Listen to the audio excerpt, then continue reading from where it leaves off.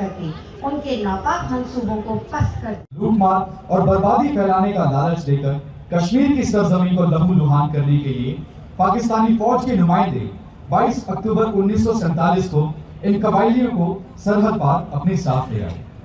इन दहशतगर्दों ने अपने रास्ते में आने वाले शहर मुजफ्फराबाद, उरी और बारामूला को लूटमार और आगजनी करके बर्बाद कर दिया। पाकिस्तानी फौज और कबायली श्रीनगर के इतने करीब आ पहुंचे कि पूरे जम्मू और कश्मीर में दहशत का माहौल फैल गया। जम्मू कश्मीर के सरपरस्त महाराजा हरि सिंह ने भारत से मदद की गुहार लगाई और इंस्ट्रूमेंट ऑफ एक्सेशन पर अपने दस्तखत किया और भारतीय सेना को इसकी सुरक्षा की जिम्मेदारी मिली। इसी दिन भारतीय सेना की पहली टुकड़ियां कश्मीर पहुंची और पाकिस्तान के नापाक मंसूबों को मिट्टी में मिलाने का सिलसिला शुरू हो गया।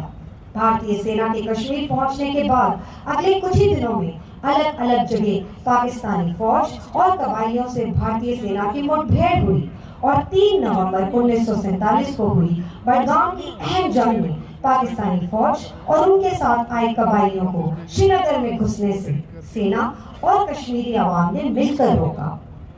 इस युद्ध की सबसे अहम लड़ाई 1947 में आज ही के दिन इसी आसमान के तले ठीक इसी जगह पर शाला टैंक में हुई। शाला टैंक में भारतीय सेना ने एक ऐसा जाल बिछाया जिसे देखकर पाकिस्तानी फौज की रूह कांप गई। ब्रिगेडियर एलपी सिंह के इशारे पर 1 सिख, 1 कुमाऊं, 4 कुमाऊं की टुकड़ियां और 7 कैब की 2 बख्तरबंद गाड़ियों ने तीनों तरफ से दुश्मन को घेर लिया और अदम्य साहस का परिचय देते हुए इन दहशतगर्दों पर ऐसा अचूक निशाना साधा कि कुछ ही देर में चारों तरफ सैकड़ों पाकिस्तानी फौजियों और कबायलियों की तबाही का मंजर था। शाला टैंक की जंग एक ऐसी लड़ाई थी जिसने पूरी जंग का रुख बदल दिया और पाकिस्तानी फौज और कबायली दहशतगर्दों को खदेड़कर पाकिस्तान के मंसूबों पर पानी फेर दिया। शाला टैंक में हुई उस जंग में शहीद हुए भारतीय सेना के जवान और मकबूल शेरवानी, बख्शी गुलाम मोहम्मद और नूर मोहम्मद जैसे कई कश्मीरी आवाम के वतन परस्तों ने अपनी देशभक्ति का परिचय दिया जिस पर हम नतमस्तक हैं। कश्मीर की सरजमीन के इन पासवानों को मेरा सलाम। इन्हीं की कुर्बानियों की वजह से आज हम और आप इस खुली हवा में सांस ले रहे हैं क्योंकि हमारे कल के लिए इन्होंने अपना आज कुर्बान किया।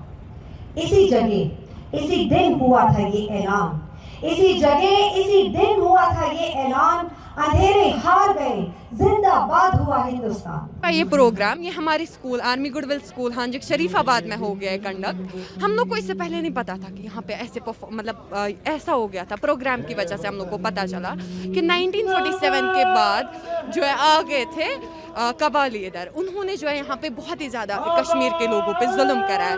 उसके बाद जो है हमारी इंडिया की आर्मी है उन्होंने उनको हराया है और कश्मीर से आउट किया। तो उसी की खुशी में हम लोग आज ये दिन मना रहे हैं और ऐसा प्रोग्राम हो रहा है। देवियों और सज्जनों, तो चलिए ताते हैं हम आपको 75 साल पहले जब भारतीय सेना और कश्मीरी आवाम ने मिलकर पाकिस्तानी फौज और दहशतगर्द कबायलियों को लोहे के चने चबवाए और उनके हौसले पस्त कर दिए। है मोहब्बत इस वतन से अपनी मिट्टी से हमें, है मोहब्बत इस वतन से अपनी मिट्टी से हमें, इसलिए अपना करेंगे जानो तन कुर्बान।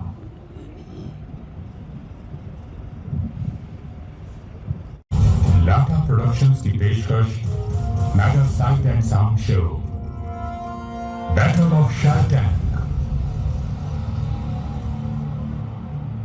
1947 में जब देश आजाद हुआ तो ब्रिटिश राज के समय से आजाद चली आ रही कुछ रियासतों ने ना तो हिंदुस्तान और ना ही पाकिस्तान में शामिल होने का फैसला किया, जिनमें से राजा हरि सिंह की रियासत कश्मीर भी शामिल थी।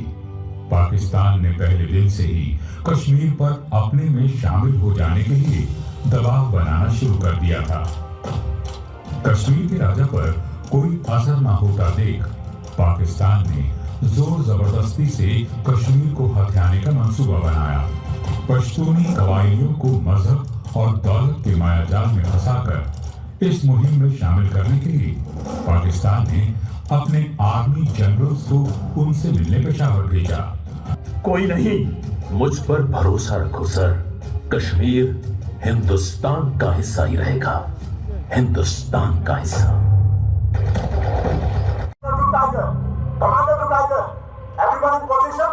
Tiger to commander, 1 command position पर है। 1 6 भी अपनी पोजीशन पे है। 7 light cavalry also in position.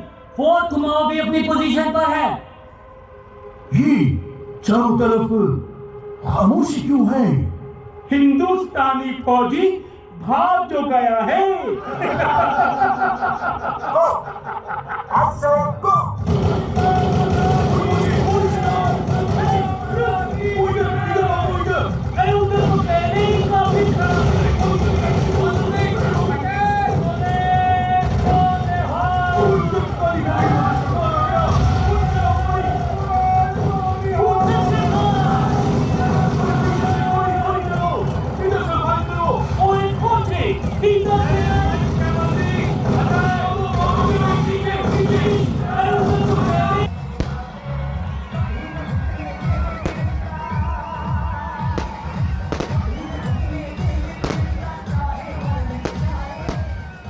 We need to be aware of the designs in which people have always become tool for our enemies, and therefore we have to guard against the strategy which is being leashed upon us by the enemy.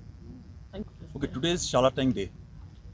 As you're well aware, this is the first military operation, a major turning point 75 years back, which was executed to perfection by Brigadier L.P. Sen. Also, it was the most important air-landed operation of independent India. Please understand, as I said in my speech, that the success of this operation would have not been possible without the existence and the bravery of the Kashmiri population, who possibly, after having watched the perfidy exerted upon them in terms of the loot plunder which happened in Baramulla, Muzaffarabad and beyond, they understood the game, and thereafter they rallied along with the Indian Army to ensure that the landings were safe. They were adequately provided with transport and all the other assistance which are required in terms of guidance to ensure that the Pakistani forces were evicted. So I feel that this was a win. This was a victory jointly achieved by the people of Kashmir and the Indian Army. And therefore it is important to retell the story 75 years after, from the ground zero where we stand today, where all this happened.